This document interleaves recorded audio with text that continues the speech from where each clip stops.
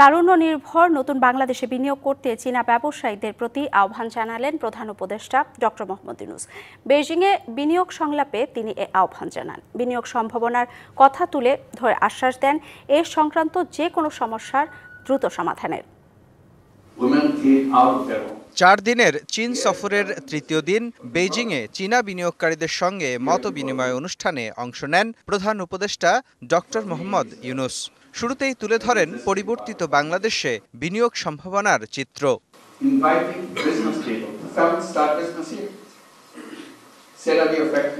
নতুন বাংলাদেশে আপনাদের বিনিয়োগের আহ্বান জানাই। আমরা বিনিয়োগের হাব হতে চাই। এখানে পণ্য তৈরি করলে বাংলাদেশ ছাড়াও নেপাল, সেভেন সিস্টার ও ভুটানের বাজার সহ পুরো বিশ্ব বাজারে তা বিক্রি করা সম্ভব। আমাদের তরুণ জনগোষ্ঠীর কোনো কমতি নেই। তারা দ্রুত শিখতে পারে। সংযোজন কারখানা বা প্রযুক্তি কারখানা যে কোনো ব্যবসার জন্য বাংলাদেশকে আপনারা বিবেচনায় রাখতে পারেন। বিশ্বমানের থার্মিক্স রড, সালাম স্টিল থার্মিক্স, দেশের একমাত্র Thermex rod. You are invited to be part of that new Bangladesh. It's not only business, it's a transformation. এ সময় বাংলাদেশে বিনিয়োগে নানা জটিলতার কথা জানান চীনা বিনিয়োগকারীরা।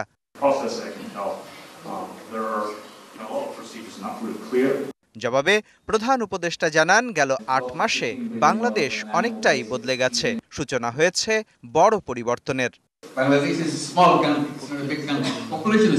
বিনিয়োগ সংক্রান্ত সব সমস্যার দ্রুত সমাধান নিশ্চিত করা হবে। এজন্য তথ্য প্রযুক্তির ব্যবহার বাড়ানো হচ্ছে। 8 মাসে বাংলাদেশে বড় ধরনের পরিবর্তনের সূচনা হয়েছে।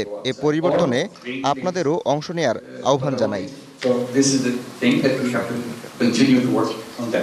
বাংলাদেশে বিনিয়োগ উভয় দেশের জন্যই লাভজনক হবে বলেও জানান ডক্টর মোহাম্মদ ইউনূস।